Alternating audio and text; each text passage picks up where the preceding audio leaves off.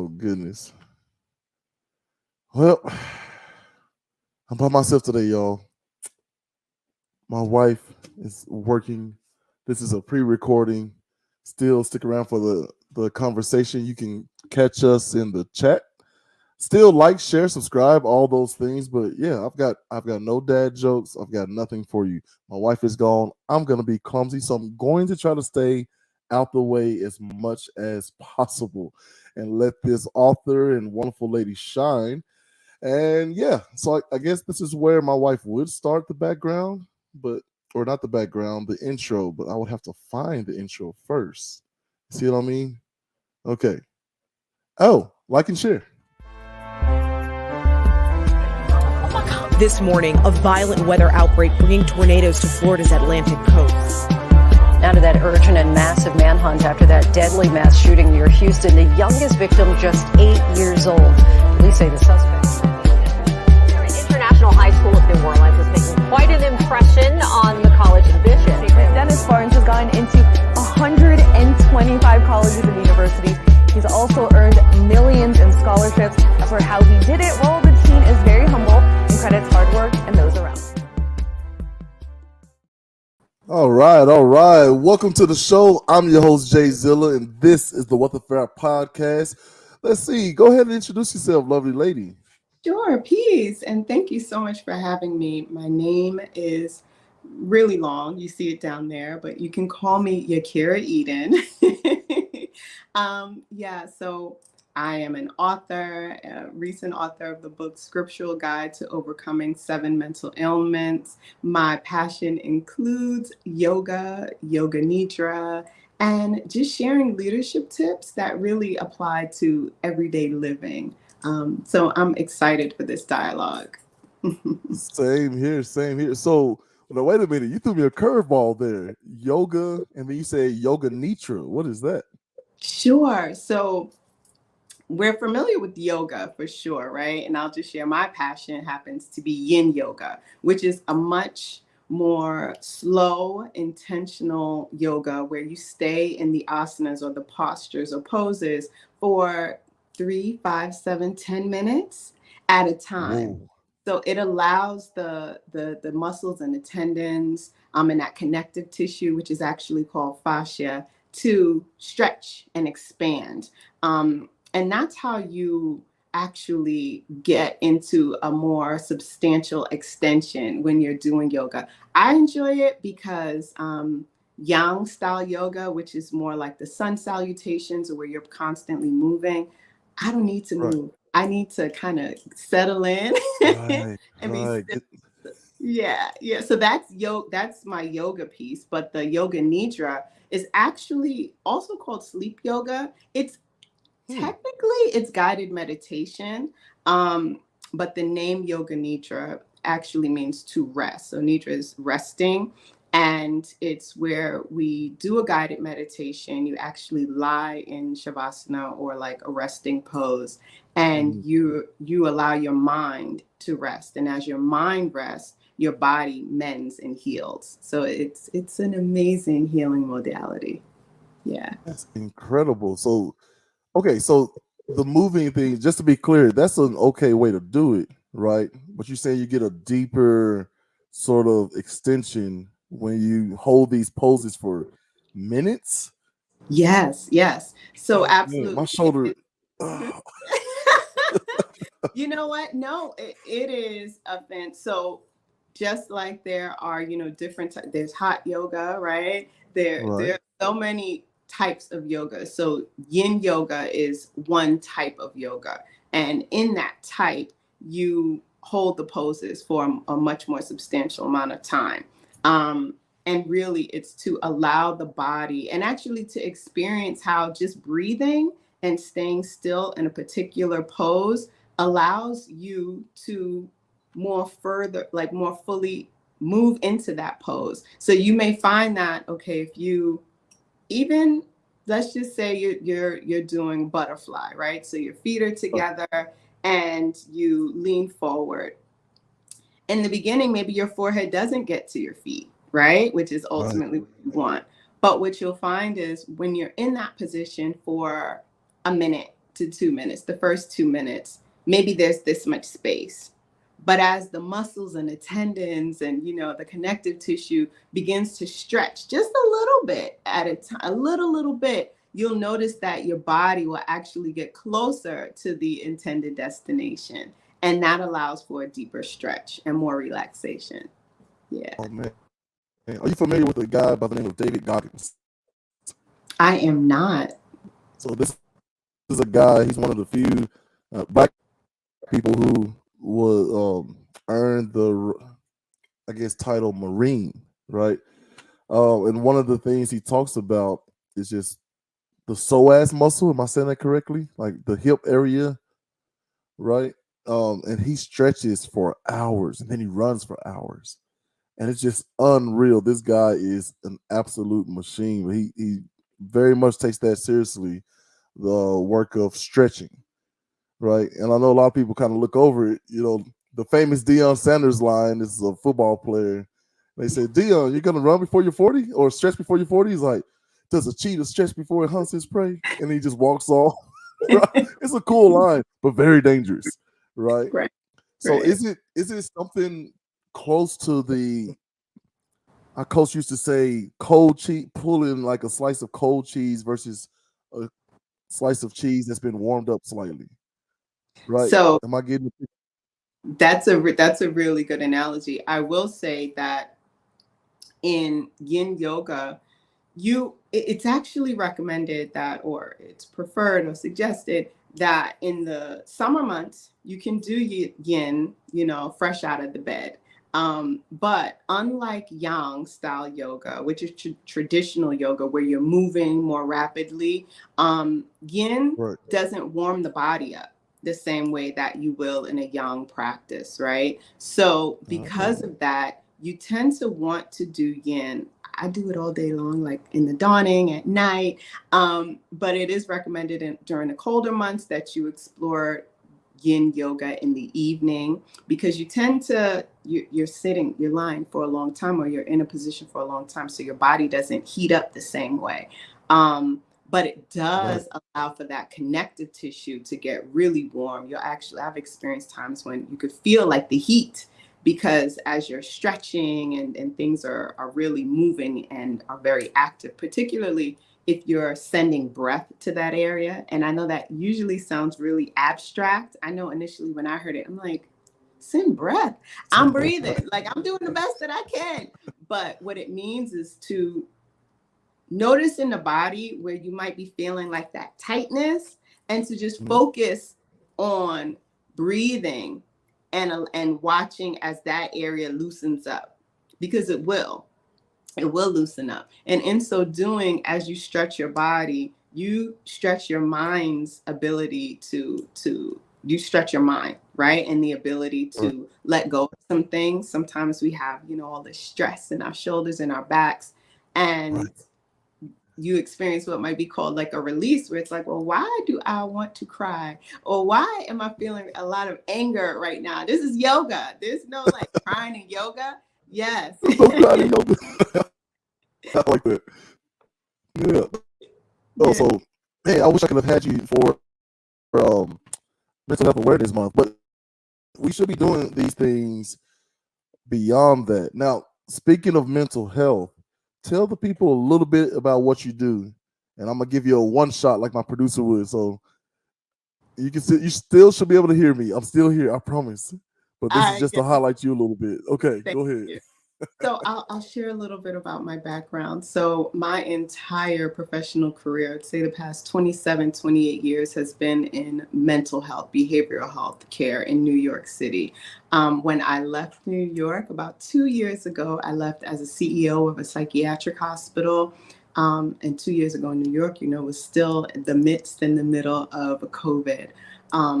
But what I found was that there was a drive and a priority, and even through my community, Anulife Global Ministries, the call was really to be that beacon in the world, right? To use our skills and talents to actually reflect how we were created by the Most High. And so it brought me here. It brought me to authoring the book and sharing the information that we piece together as healthcare providers, but really applies to everyday living. So we're going to talk a lot about work-life balance, and just how we can become overcomers, right? Some of what I talk about in the book. And of course, whatever fun stuff you have for me to. Look, that's it. That's where I want my focus to be, because this is so important, especially in our community. I think about, myself being diagnosed as bipolar 2. How scary that can sound. At first, it's scary that, like, I feel either really, really excited and happy and getting things done one day, and then for 2 days in a row, I may just be knocked out in the bed, detached from my family. I have 4 children and a wife. And so not knowing what is going on there was really scary. So in a lot of ways, the diagnosis was almost a relief, like, oh, okay, good. There's something I can attack. And then I had have a really good therapist who's like, yeah, this isn't a forever thing. You can graduate from this. You can, use the tactics and bring yourself back to, middle. So, yeah. So what are you saying to people like me who are just, hear all these terms and the, medication being thrown at the problem? You're just like, oh, I don't know if I want to take medication. Is there another way? What are you saying to those folks? Right. So one, I want to say thank you, right? First to you for being open and sharing that, this too, right? This too is the face of someone with a mental health diagnosis, and it doesn't limit what we can and should do in the world. That's number one, because that's very important. Two, as far as medication goes, there are many types of medication, right? If we think about what medication is, it is a prescription or a formula for treatment. So that can include psychopharmacology, right? So that can include the traditional go to a psychiatrist and receive a prescription, but it should often also include exploring your diet and the things that are, less healthy than it is, supportive of where you want to be mentally. There are foods that I would say are brain foods, right? And the trick to me that I've learned, and I'll just pay it forward. The trick with food is usually the food item supports the body part. If it looks like that body part, it's there to support that body part. So the first thing that comes to mind with supporting the brain is a walnut. Picture a walnut, like just close your eyes, picture a walnut, and then picture your brain, like the literal spongy, it supports brain health, right? And it looks like a brain. And there are others, like you can Google it and just say, fruits and vegetables that support different parts of the body, and kind of entertain yourself around what that relationship should be. Of course, the things that I'm happy to talk about always, which is how stretching our body helps to stretch our mind. We talked about how we even how having information helps to liberate us, right? It helps you appreciate, okay, you even said, now that I know there's a name for this thing, right? And not taking the diagnosis as a scarlet letter or as some negative mark, but just saying, okay, there's a name for this. So when if I'm having headaches every time I eat potato chips, and then the doctor says I have hypertension, you're not depressed or sad or ashamed because you have hypertension, but there is a stigma, and I'm glad we are not going to stigmatize it, but there is a stigma, particularly in with us melanin dominant folks, oftentimes where we don't want to talk about it. And we don't want to say, okay, this is what it is, and this is how we can attack it and approach it and come up with a plan for that overcomer, that energy of just being able to say, this is how we can live life through and through. Yeah. Right. Now, you talk about potato chips and not being depressed. You don't know my love of potato chips. Right. It's like the doctor tells me you have it's like slow motion hypertension. It's like, no more. Wait a minute now. What if I eat like one a day, like one chip, just savor, There's gotta be a way, doc. Yeah. So what do you do with knucklehead patients like myself who love chips, right? Even though it has an adverse effect to your natural overall health. Like, I how think do you find that balance? Yeah, I think that is the challenge, right? The opportunity is in creating balance. So whether it's starting a yoga practice, picking up a new book, or identifying a treatment regimen that works for you, the key is balance, because you don't want to. I was listening to something the other day, and it was talking about procrastination.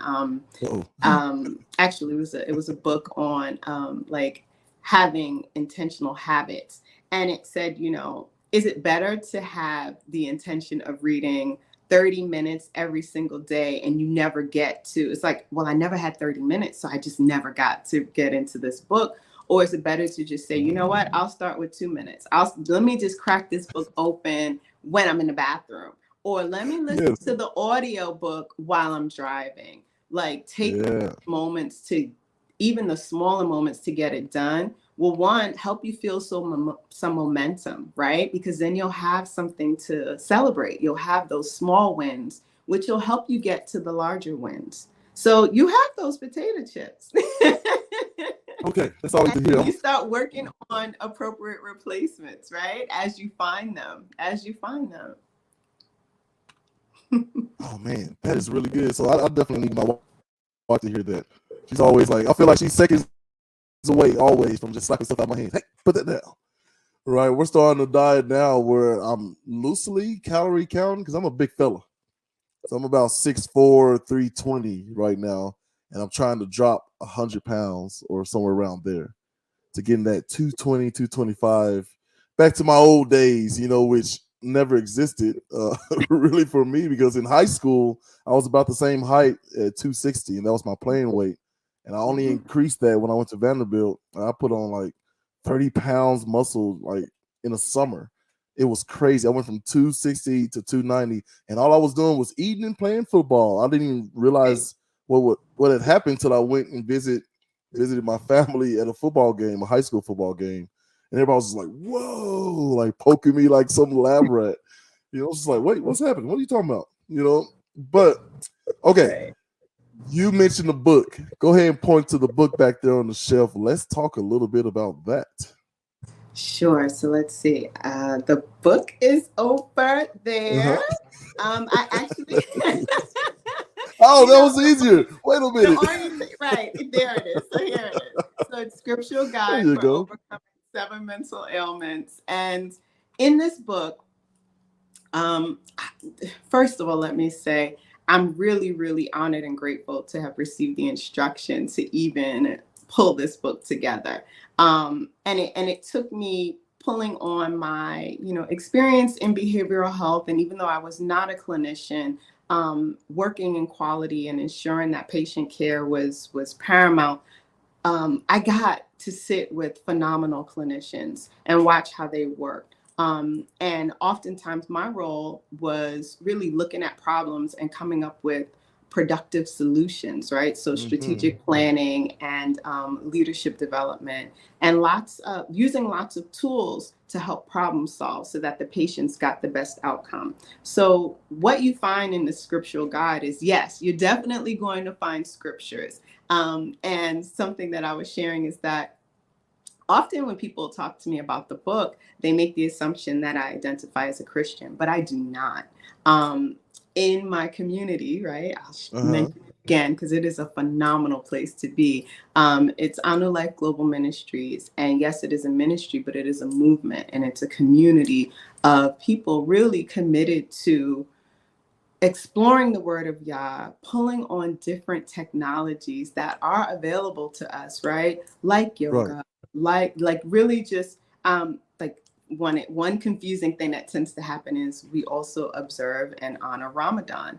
And that is because you know what? Ramadan really enforces such or even just Islam, that peacefulness and that meditative state, and also the value of being committed, right? Being committed to this is what I'm going to do for this season, and the spiritual discipline that it requires, it reinforces something in us. But I pull on scripture to help identify and magnify. We're not the first to experience angst and worry and fear and self-doubt, so pulling on stories about David and, how many times he was begging and crying and,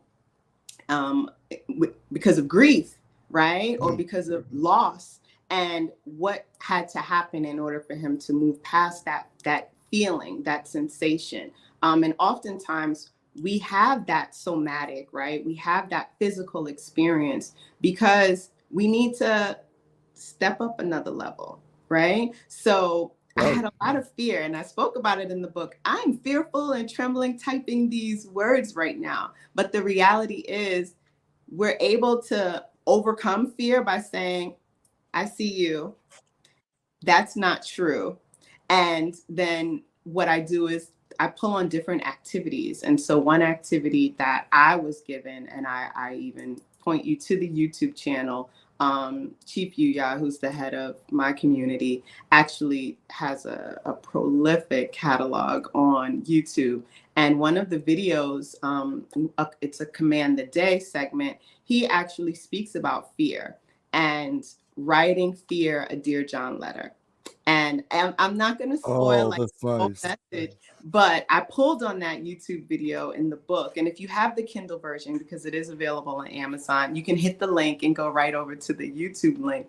But he speaks about writing your fears a Dear John letter. So there's an exercise in the book asking you to do the same thing, to start by identifying the fear, the first one that jumps into your mind, whether it's, I'm not going to go for that run today because I might blow my knee out, or, I might have some other, there's the book.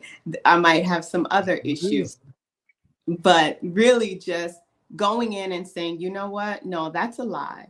You've lied to me before. And these are the ways you have lied to me before, and reject it. The same way we reject that lying partner or, betraying friends. And we muster the strength to say, no, that's not true. And you have not been authentic with me. We can do the same thing for things like fear. So the book, and there's yoga. Did I mention there's yoga? There's yoga. So wait, okay, I need the chief's name. What's the spelling of that, Chief? So it's Chief Yuya, Yuya. And so I will share, there is on YouTube and all social media platforms, there is Anulife, ANU Life GM, which stands for Global Ministries. But then there is also Chief Yuya. So it's Chief and then YUYA. And when I tell you, he has so much information. He actually has a podcast as well, Chief Yuya podcast. So there's just like years and years of, wisdom, right? Experience. Yeah. And I love what you said about fear, like that. So in the Christian faith, because I do identify as Christian, right? It's weird to say it like that. I identify as Christian, but I'm a Christian. But in the Bible, I try to stick to King James Version, and I use New King James Version, and then I try to do something easier for my children, of which I have 4. How old? You mentioned that earlier. That's exciting. I have 2. Yes, how old are yours? We're spread out over here. So my girls are 18 and 14. My boys are 6 and 4. Oh, nice. That's a good spread. Yeah. In the middle, yeah. Built-in babysitters. I highly recommend it. Right. So what I tell them is that fear is simply a prerequisite to bravery. You can't be brave until you're first afraid. And there's nothing wrong with that. But that just trying to personify like this Disney, antagonist versus the protagonist, whatever, right? That being able to identify it as such and then treating it almost like with me with my mental health issue. Like at first it was just like, my wife's like, what's going on with you? I'm like, I don't know. I don't have any answers. One minute I'm saving the world, bouncing all over the place. The next minute I'm just everybody get away from me. I'm gonna lay here for 2 days straight, and I just didn't know. And then now I'm just like, I'm probably more bouncy, right, than anything else. But yeah, but I'm functional and I'm productive and I'm positive, and those are the things that I wanted. And it's just really cool to hear you speak about that. The other thing is you mentioned your community. What's the actual name of the community? Are you allowed to say? I am, sure. It's Anulife Global Ministries. Oh, okay. Yeah. And you can go. One, we have the most amazing retreat experiences, and they're aligned with the vernal and they're aligned with the equinox and the solstice. So every 3 months, essentially, we come together because people within our community are all over the world, right? So, and that's the really cool part. So during our retreat experiences, we get to come together, and the women function as women are naturally designed to function, and we have a phenomenal time together, and we commune together and prepare food and do really fun activities, as do the men. And then each night we have these fireside chats, which they're fun, they are funny, they are edifying. We talk about scripture, we talk about whatever comes to mind in the midst of making music and cracking jokes. Like, oh yes. Oh, so do you have to be like, okay, is there like an official membership sort of thing? Like, how will I get involved in the retreat? Sure. So actually the retreats are open to the public. You can go and let me say, our next retreat is August 24th to the 28th, and we will be in New Orleans. We already have the space solidified, and it is a private space, and it'll be a separate dormitory for the brothers and sisters to really commune. But you can go to anulifeglobalministries.org to register to get information.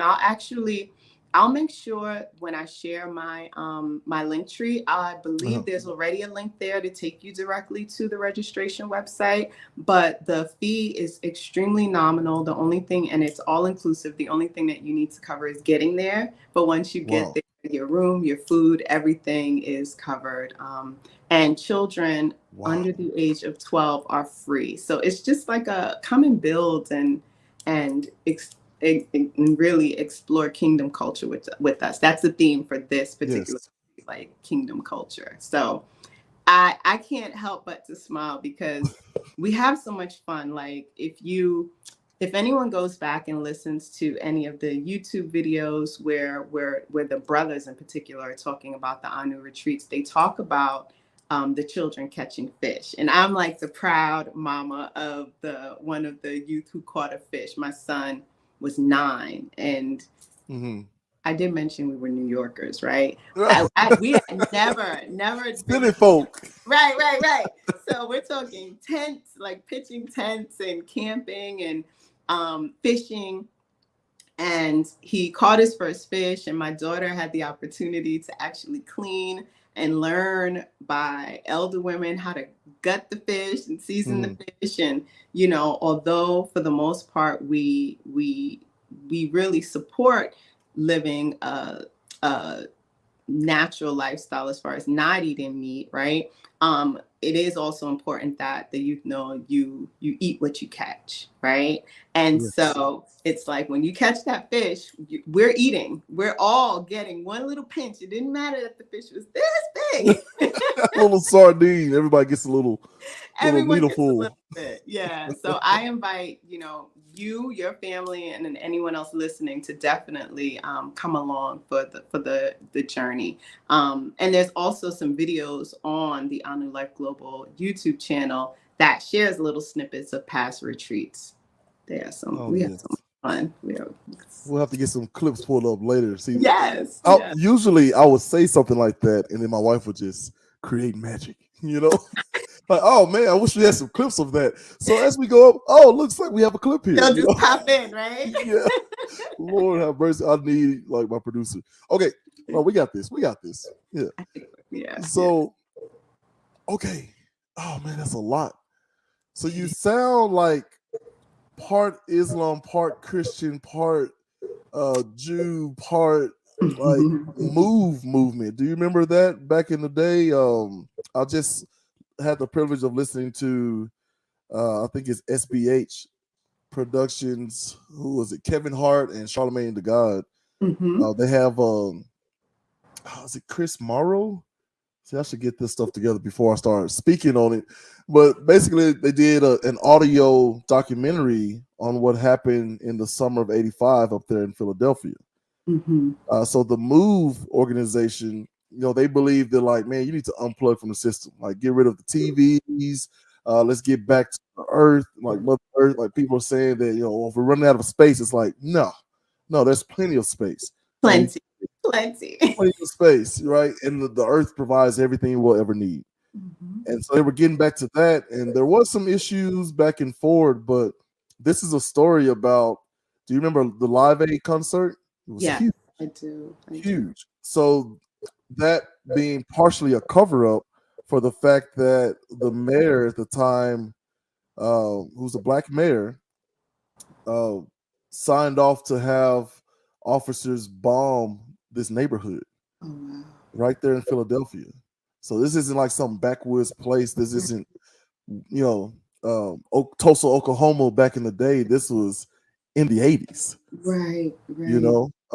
So yeah, they bombed the area, and a bunch of stuff happened after that. But the idea that it scares people to, have a group of people that wants to separate from the norms or what society deems is the norm. What sort of assurance is like, hey, it's okay? Like, what do you tell people who are a little bit hesitant? Like, I don't know. It sounds like a what was it, David East or something like that? I don't know.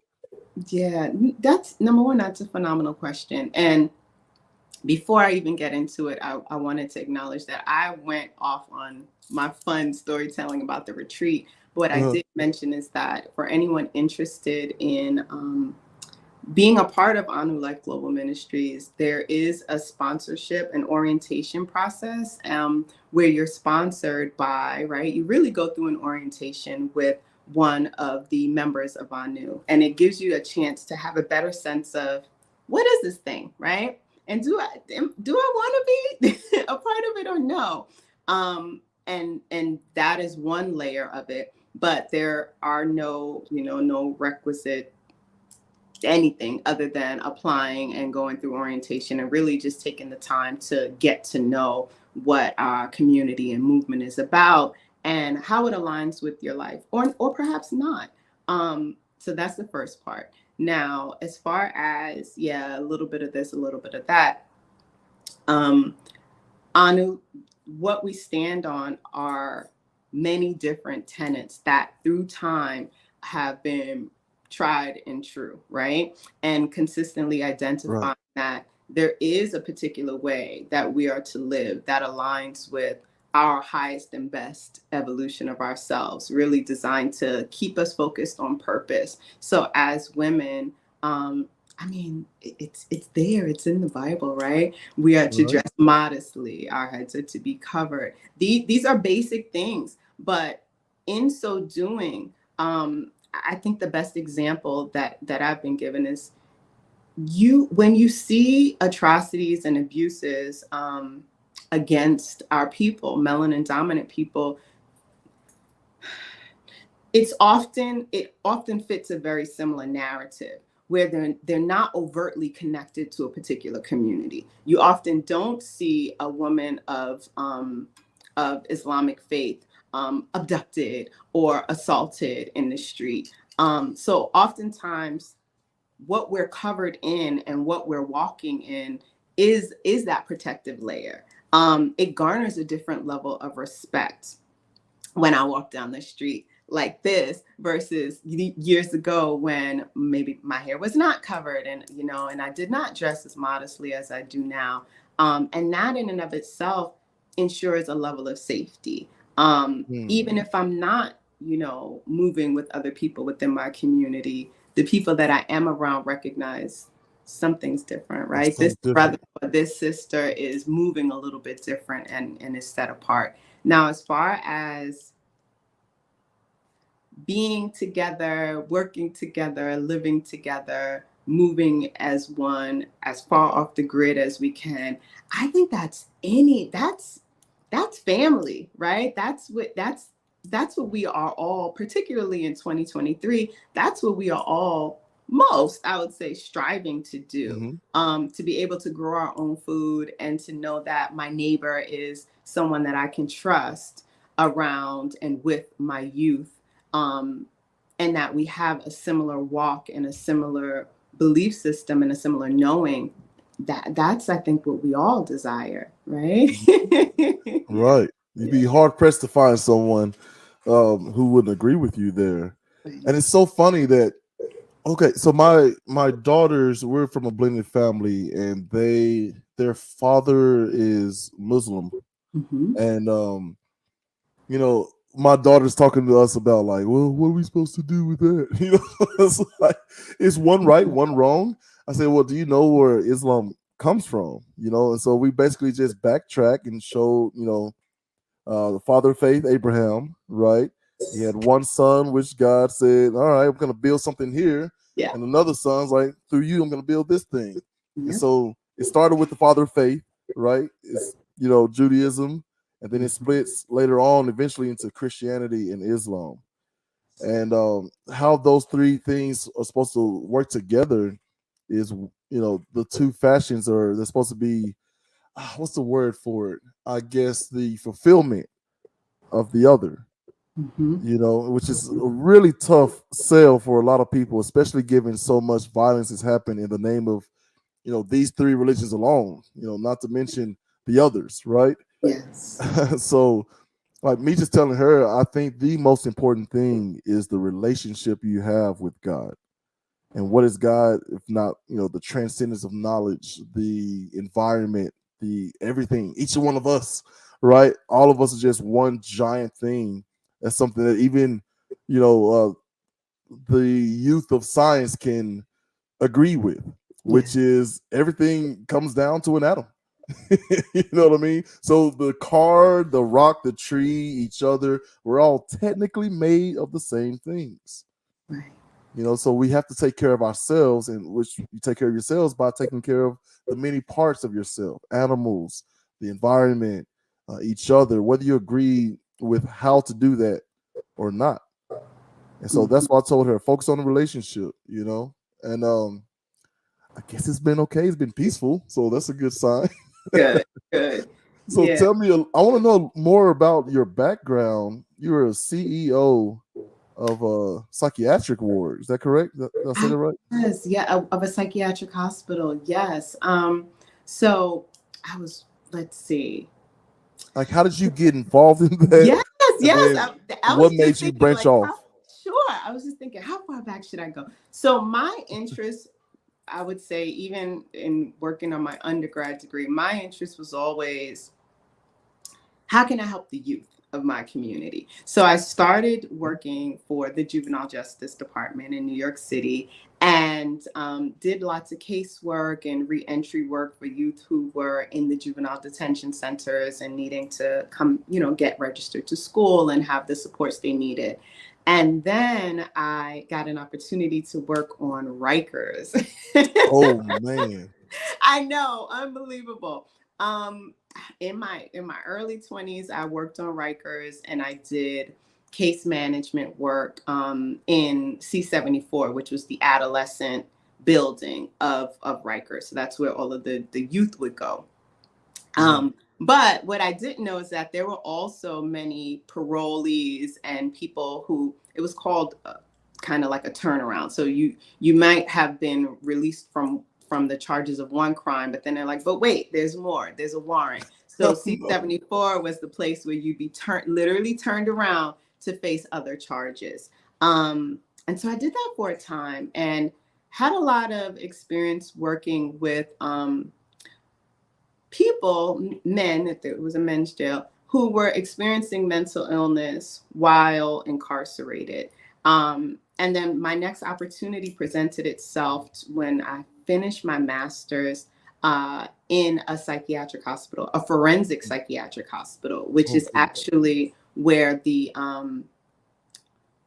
Anyone who has committed a crime, I don't like using the term criminally insane because it is really archaic. So anyone who has committed a crime in New York State and have either been found unfit to stand trial due to a mental defect, or are under review to make that, for therapists, psychiatrists to make that, and psychologists to make that determination, they'll come to a forensic hospital.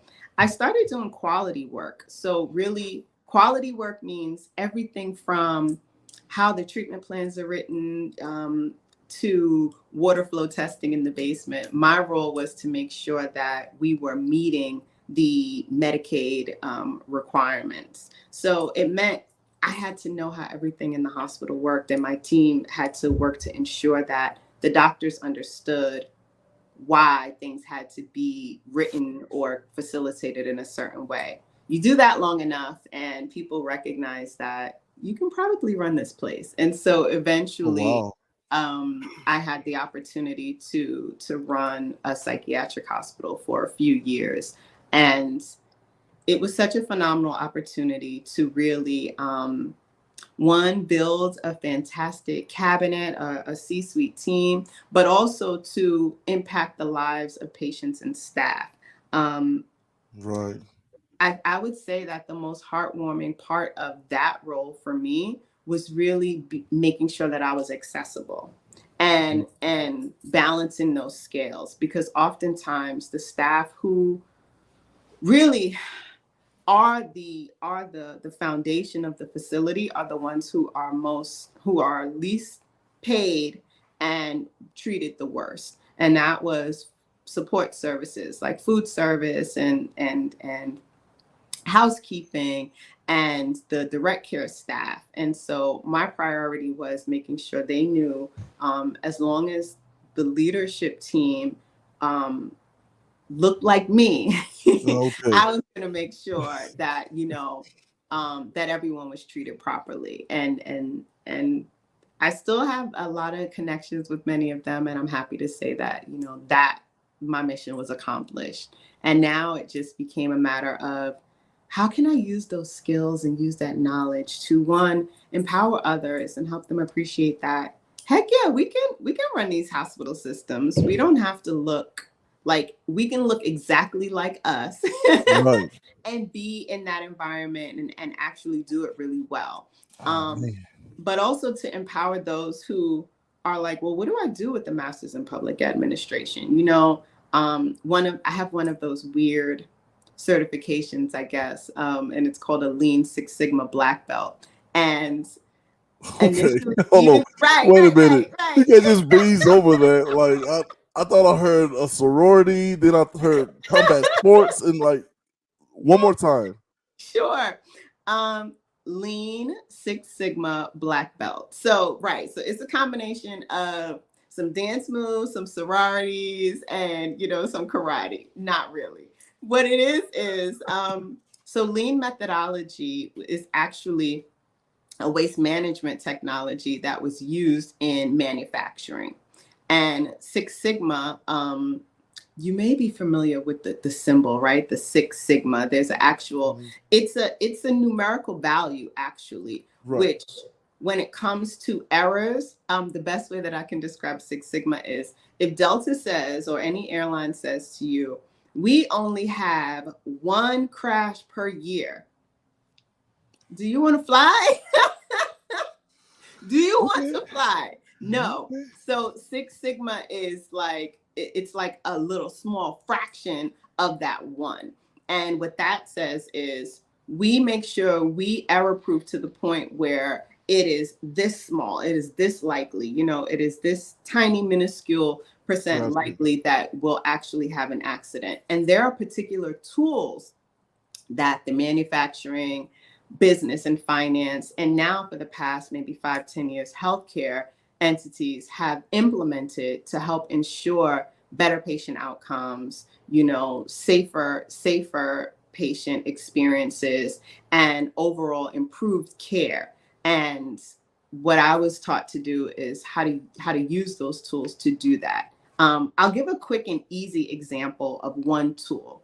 So there's a Japanese term called pokeyoke, right? So when you think about manufacturing, think about like your car and recalls.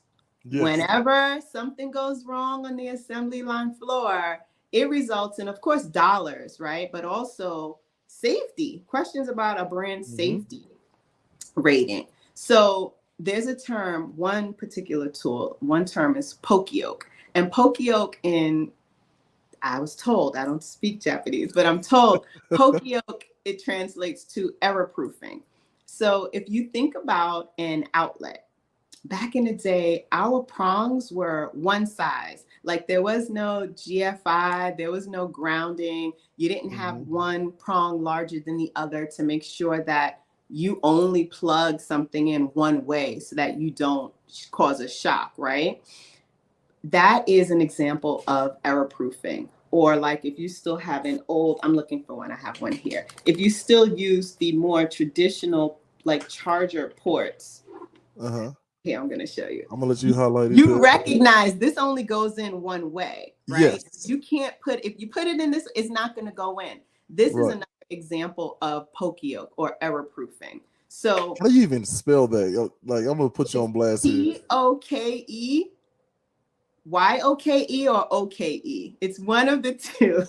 I'm going to, I can see. It's pokeyoke. I think it's P-O-K-E-O-K-E or put the Y. It might be pokeyoke. I don't remember. But it is by definition error proofing. And the cool thing about it, when I really thought about lean technology, right? Like how we manage waste, I'm like, I apply these things to how I live my life.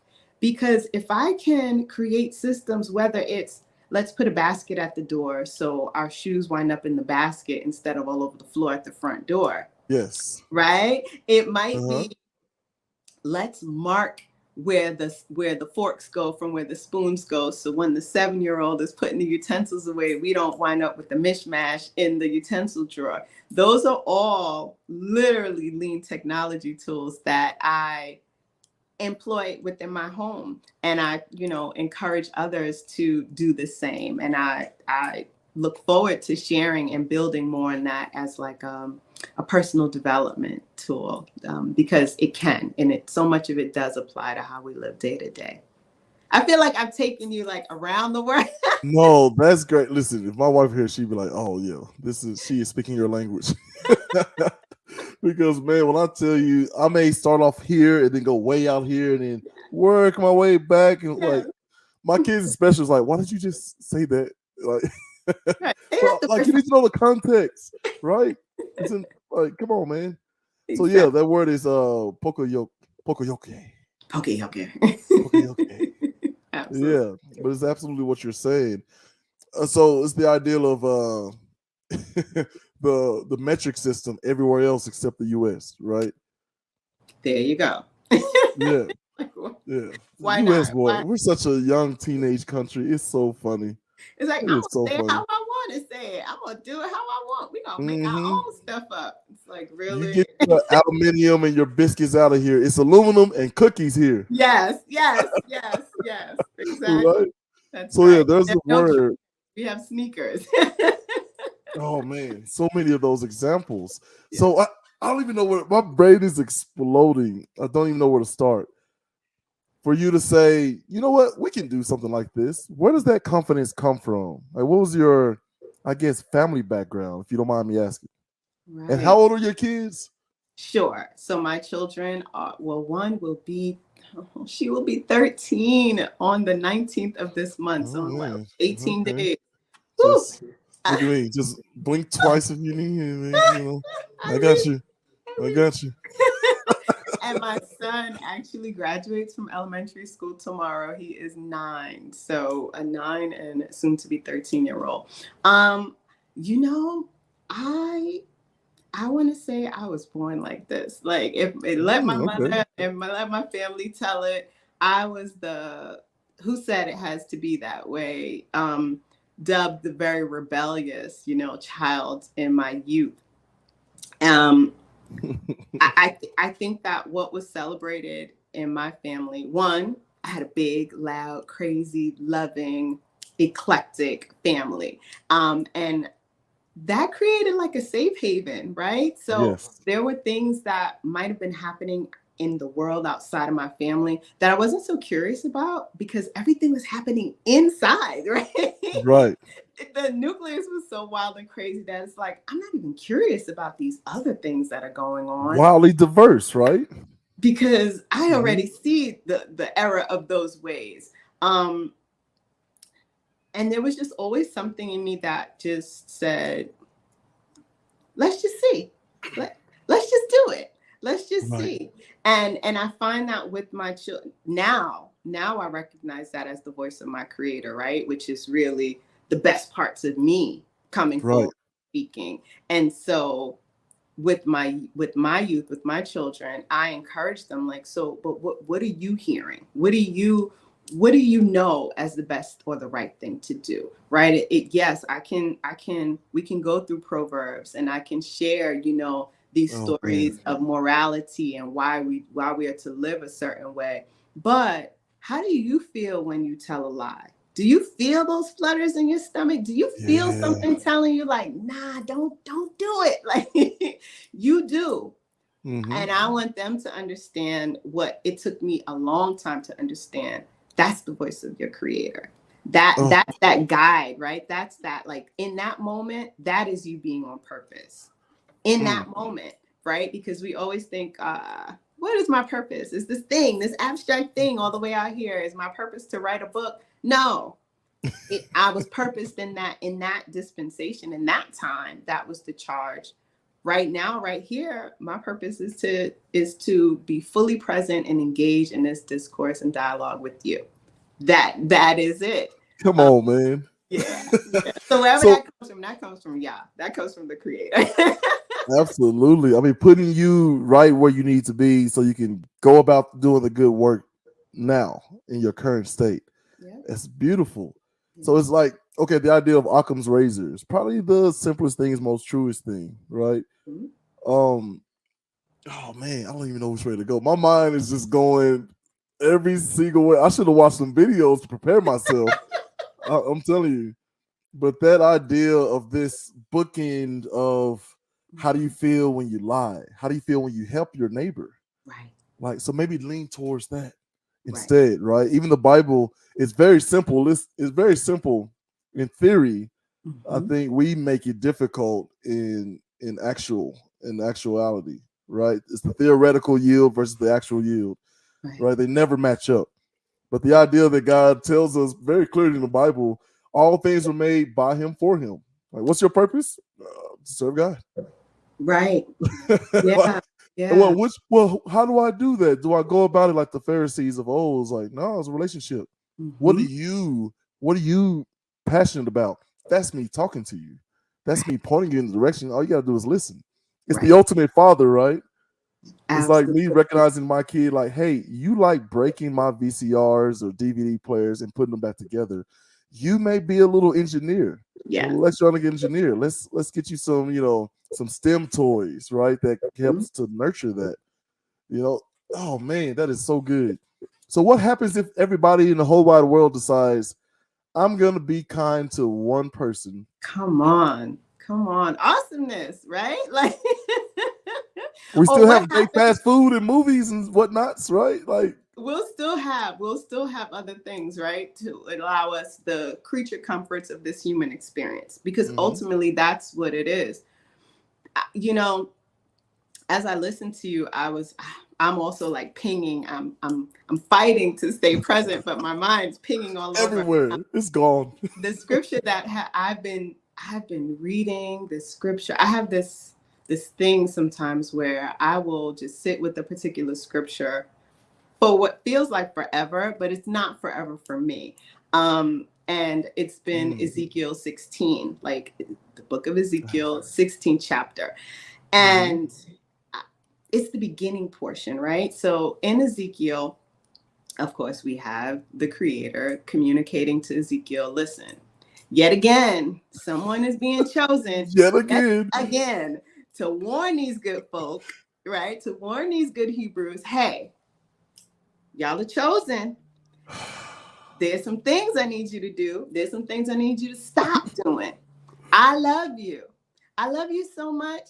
And in Ezekiel 16, and I'm totally paraphrasing, you know, Yeshua says, listen, go and tell them that I said this. Tell them your Lord said this. Tell them I've known them before they were born, right? Their umbilical cords were not even cut. Nobody washed and cleaned the dirty blood off of them. You know, you were living like this. You look like that. Like, I can look out my window. Like, this is us right now. And then he says, but I took you and I cleaned you up and I fed you good food and I gave you the best of linens and silks and I dressed you and I covered you and I loved on you and I did all of these things to make you the beauty and the glory of all kingdoms. Right. And then you take all this beauty and all this shininess that I've given you gold and silver and ornaments. Yeah. And then you cheat on me. You cheat on me.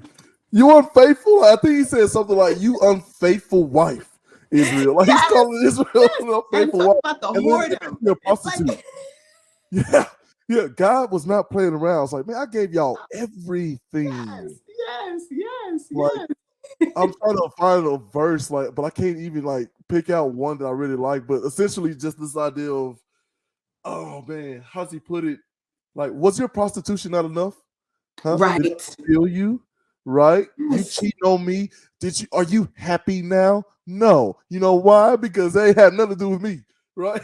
Right. The idols, right? The idolatry. The idols, yes. It's like every step of the way. So as you say, what if one person was just like, I'll be kind to one person? My thing is like, what if even just those that know they are set apart and chosen just decide to say, you know what, I will be more obedient. Maybe not 100%, right?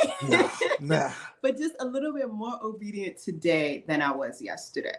Yes. What happens then? What happens to my life then? What happens to maybe not me, but what happens to the bloodline, right? The generations that will come? How will they prosper and benefit? That's ultimately what the work is, as far as I'm concerned. That's the charge. See, for me, there exists this Venn diagram, right, of faith and science. And whenever those two things cross in the middle, I get really excited because that's got to be something extremely special. So when you think of fractals and that essentially one formula can show you the entire basically world's creation mathematically.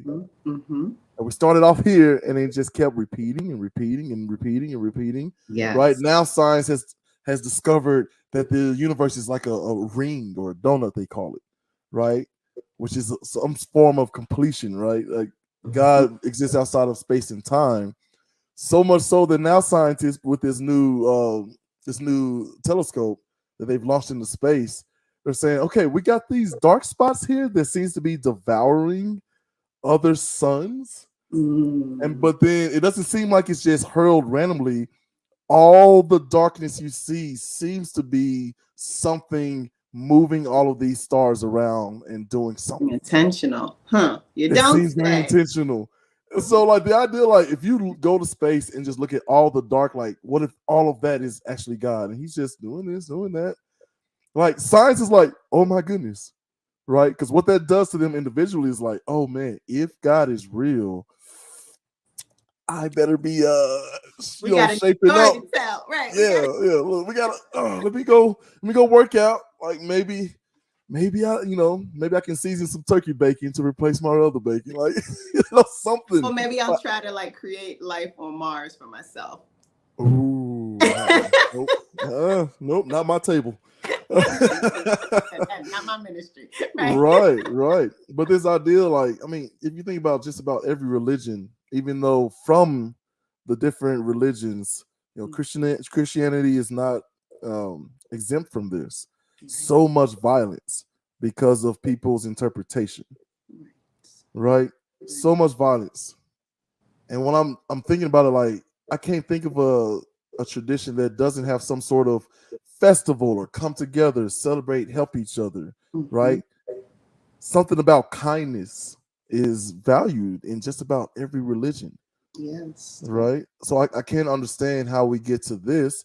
And then I think about like, oh, okay, right. You know, that old scripture of we don't fight against the flesh and bones, but against principalities, right? So another way to put it, ideology, right? Right. The theme beneath the theme that's beneath another theme, the ulterior motive in some of these corporations and people. Man. But And like, those are the things that divide us. Like yeah. If we were able to identify what makes us similar, right? And own that and revel and celebrate the similarities that we share with our literal neighbor, even when our neighbor doesn't live our culture or know the things that we align ourselves with, we can still see the humanity in that person. We can still celebrate the smile that's shared, right? When we're overjoyed with that person. And even when you were talking about, you know, the Venn diagram of, you know, of spirituality or Christianity and science coming together, as you were sharing, the first thing I thought about was the Fibonacci spiral, right? And it's like this. It's like it's everything. It's in the if you cut a shell in half, you see that spiral. If you look at a flower and how it blooms, you see that spiral. If you look at a fetus as it gestates, you see that spiral. And it's like this is how our lives are individually ordained and situated, but also interconnected. And so if we can recognize that, like, yes, I'm an individual having this individual experience, but it's not an experience if I'm not pinging off of and with everything else that's organically in my environment. You know, it's almost like that idea of, if you want to know what you need nutritionally, look at the weeds growing in your garden. Look at what's happening right around you to identify what you need for sustenance, right? Wait, I need you to elaborate on that, because in my mind, I'm thinking like if the weeds are going there to try to subsist off of it, then it may be something good for you as well. Like, elaborate on that. Sure. So I'll use dandelion, right? I think like dandelion is just such a phenomenal green for as a blood cleanser. And you'll find that dandelion, number one, it's a weed, right? And so let me just put the caution, right? We might not have to grab for it, but just, I don't mean go to the local like park and start pulling dandelion out the ground when everything is sprayed with 10,000 pounds of pesticides. What I am saying is, if you're in an area and you begin to explore the weeds and the greenery and the flowers and the plants that grow in that area, download a little app and take a photo and see what the medicinal qualities are. And what you'll likely find is that aligns with a lot of what's ailing you or those in that area. It's kind of like that idea that you always, I learned this in North Carolina, which is where I am now. North Carolina? Yes, the pollen here is epic. Like everything turns green during that season. And when you go to the local farmers market, they actually tell you that the honey that's created here is best to be taken to kind of prevent whatever happens with the allergies. So it's like wild honey? Yes. So the local farmers that are beekeepers that jar and prepare their own honey, it's best that you take and eat and use local honey, because it somehow helps to manage the histamine that we produce that causes all the allergies. It's just another truism for like, we have all that we need. Like we go so far outside of ourselves, even like going to local bookstores. Go to Amazon to get my book, but then go to your local bookstore and support your local bookstores and support the local businesses, because they'll actually have the artists and the foods that are more locally grown and best for you to have at that season, whatever season you may be in. Yeah. Right. And again, the book she's talking about is right here.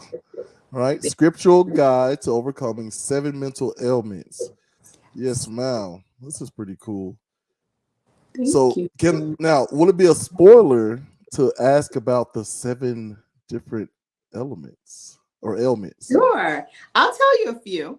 Okay, all right, yeah. Give them something to, Yes, yes.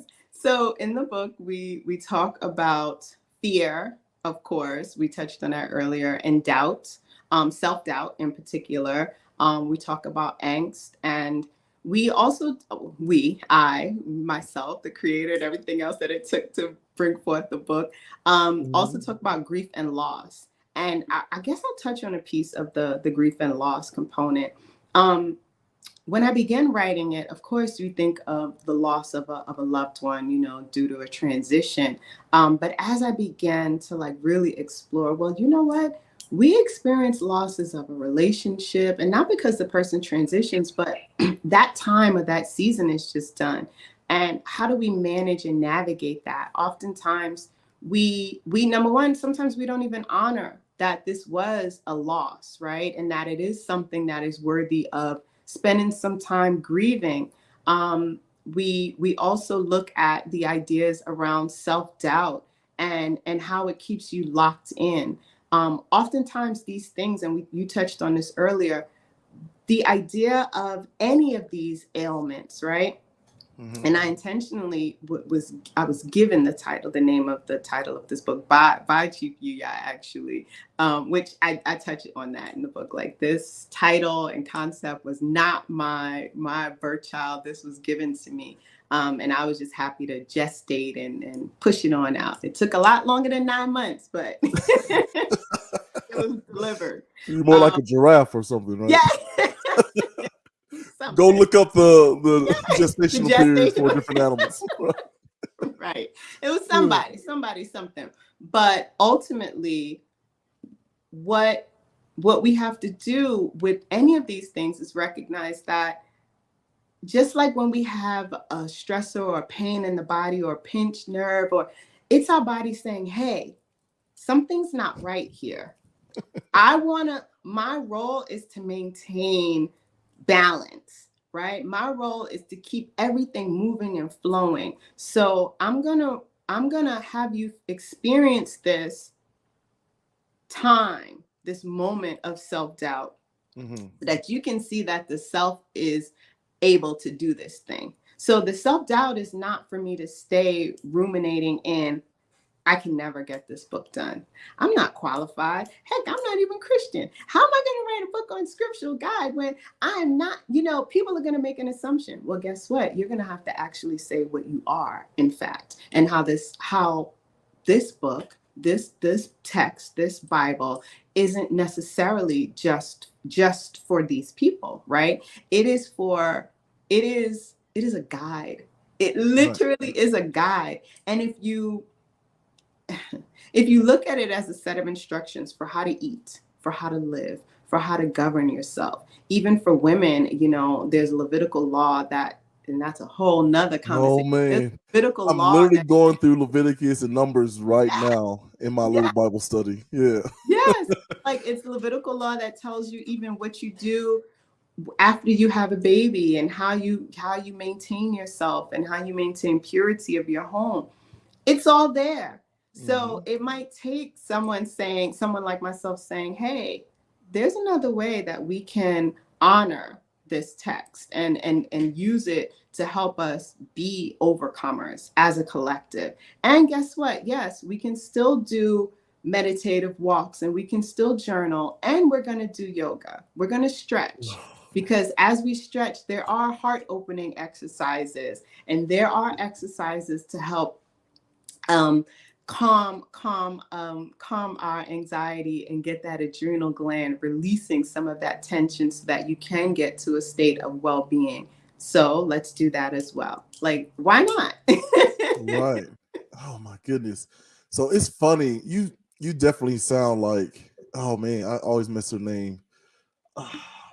Octavia Butler. Yeah. Sorry, Miss Octavia Butler. I'm so sorry, Octavia. All right. So she's a black female author from, I don't know how long ago, but way back when, right? I don't want to say way back, but from a time ago. the story that she gives, because I think we did like a book series at one point in time. So the research I found, my favorite thing about her was she's sitting with her aunt. I think she's 8 or 9 years old, and she's watching a movie. And after the movie's over, she listens to her aunt, I was like, I could do that. Like, just bold. I was like, all right, well, you better get started. Like, not girl, get out of here, whatever. Right? That, like, hey, go do it then. Yes. And literally her writing a book, starting her books out at 8 or 9 years old. Right? That encouragement. A lot of people look at the different religious texts as like, oh, it's so limiting and it's so, what do you call it? It lacks a cerebral sort of discord. It lacks, it's sexist, it's racist, it's all this, right? Yeah. You think about those, what is it, 600? I'm going to mess this up. My goodness, where is Google when I need it? There it is. 613, right, refers to the 613 Jewish commandments, right? The mitzvah. The mitzvah. Mitzvah. Right, basically in the Old Testament. And when they hear that, like, oh, like, I don't want any part of that. What do you mean 600 plus rules? You know?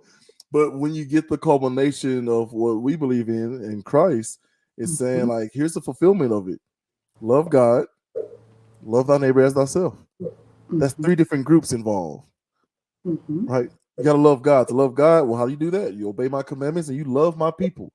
Right? Which includes yourself. The self-care is right there. Yes. Yes. This text is thousands of years old, you know? And it's just, if we can just start to lean towards that, I think we'll find ourselves in some pretty good positions. Are you familiar with Dr. Jordan B. Peterson? I am not. Tell me. Okay. So, controversial figure. I'll tell you that right off the bat. These days, he sounds like he leans pretty hard right, which, I mean, to me, is all the same stuff, you know? But it can be very off-putting for some people. But he's a professor. He was a clinical psychologist. He taught at Harvard, and then he was a tenure professor in Canada. Canada came up with the law that compelled you to use certain language when it came to pronouns and things of that nature. Yeah. And he was just like, I'm not sure about government telling me what I have to say, right? Like, let's let, you know, society and, you know, let's let us, we the people, figure all that out, right?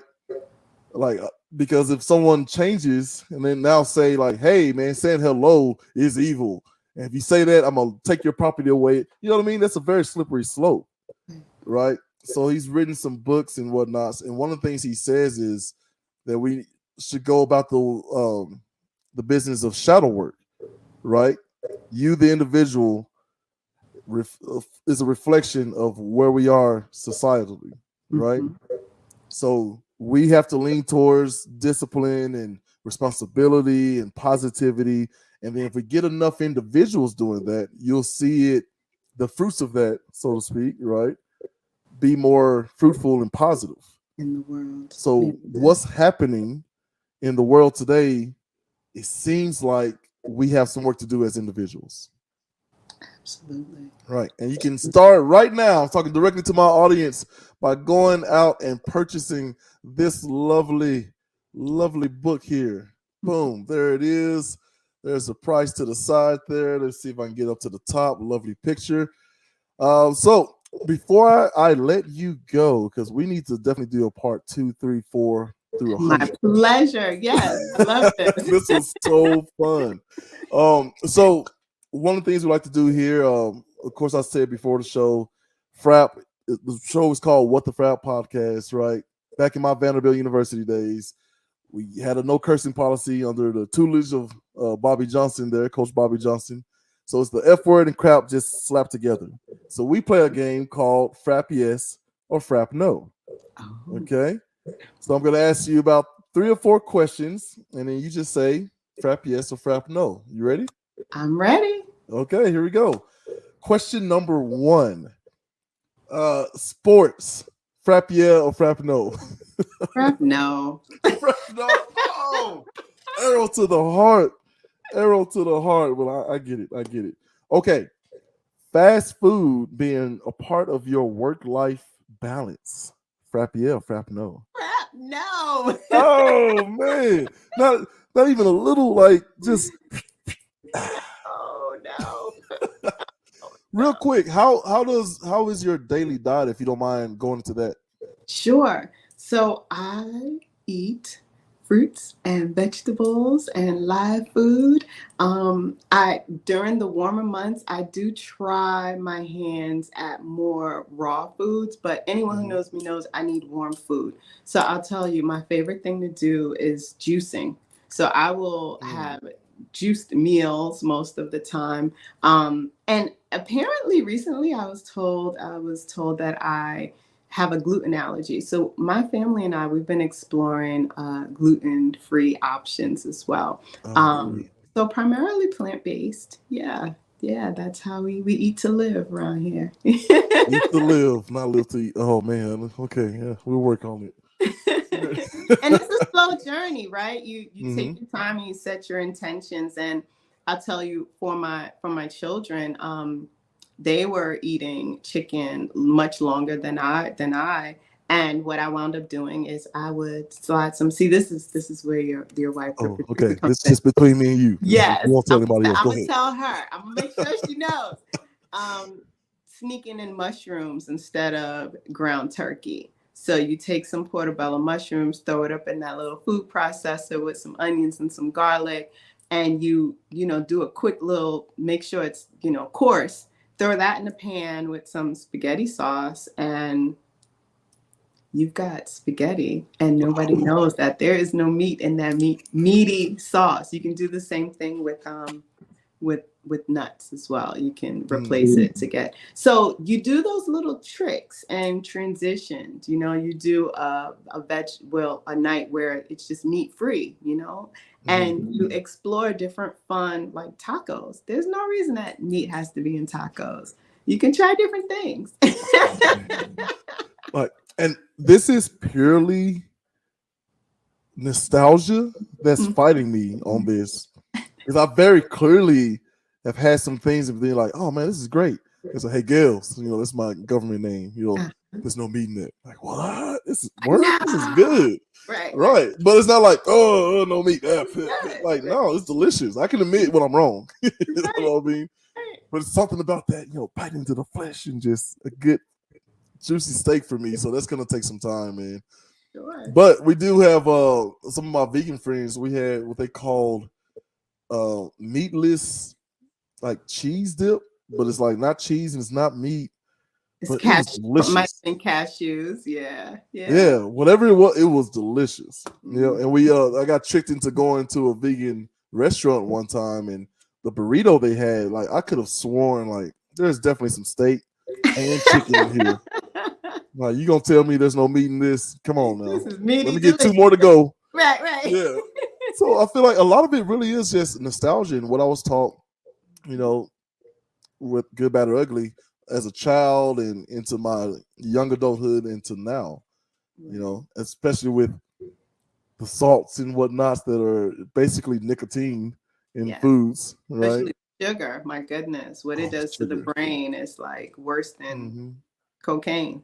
Literally worse than cocaine. So yeah, what sugar does to the brain and to the body is really, really scary, And I will say that is still my guilty. Like I still get very happy about the idea of any dessert anytime. So those things hold on. They hold on tight long after you think, oh, look at her. She eats this way. No, you put a cupcake in front of me and I'm not even asking if they're eggs and butter. We all have our vices. But it's funny you said something earlier, like just be better than you were yesterday. That's you don't compare yourself to other people, right? You compare yourself to who you were yesterday. And at that incremental change and over time, that what they call it in banking, compounding interest. Yes. Right. Whew. 10, 20 years from now, you could be, that's it. Okay. Oh man, I lost my place here. Frap yeah, frap no. Okay.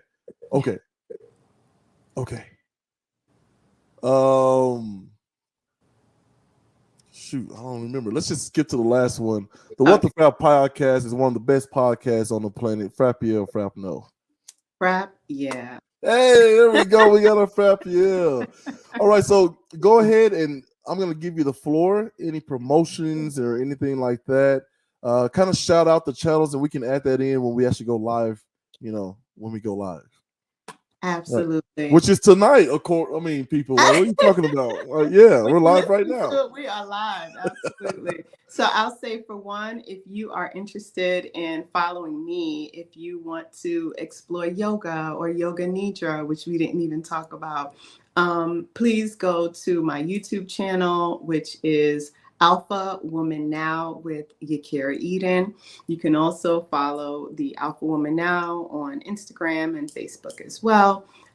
For any information about Anulife Global Ministries and our upcoming retreat, or if something I share with you sparks your interest and you are curious about being sponsored as a member, please go to AnulifeGlobalMinistries.org, or you can go to Anulife GM on all social media platforms. And of course, if you are interested in the book, go to Amazon. It is available for, if you have Kindle Unlimited, you can download it for free. And however you get it, I really would love when you download it and you go through it that you share a review. That matters so much. You have no idea. So just typing up a few words and throwing a couple of stars, and be really honest, because this is my first book and I really value the feedback. Yeah. Thank you. And this was fantastic.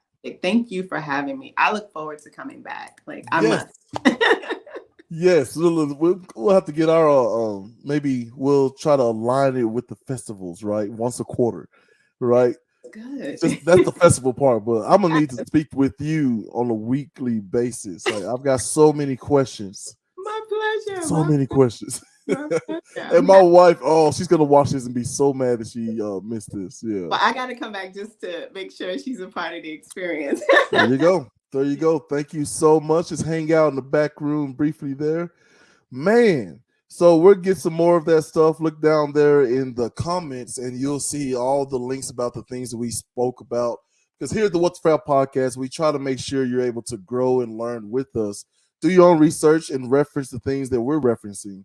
So you'll see some of the scriptures we talked about and some of the books and the different experiences. But thank you all so much for being a part of this conversation. Thank you all for your comments, your engagement, the liking, the sharing, the adding the stars, everything. Now, she's a nice lady, so she's not gonna tell you this. I'm gonna say this. Be honest, but if you don't have anything nice to say, shut the frap up. There. She didn't say that. I'm saying that. Don't leave a dadgum 4-star. It's 5 stars or you ain't got anything to say, dadgummit. But yeah, thank you again for joining us, and tune in next week. Peace. This morning, a violent weather outbreak bringing tornadoes to Florida's Atlantic coast. Now to that urgent and massive manhunt after that deadly mass shooting near Houston. The youngest victim, just 8 years old. Police say the suspect. International High School of New Orleans is making quite an impression on the college admission. Dennis Barnes has gone into 125 colleges and universities. He's also earned millions in scholarships. As for how he did it, well,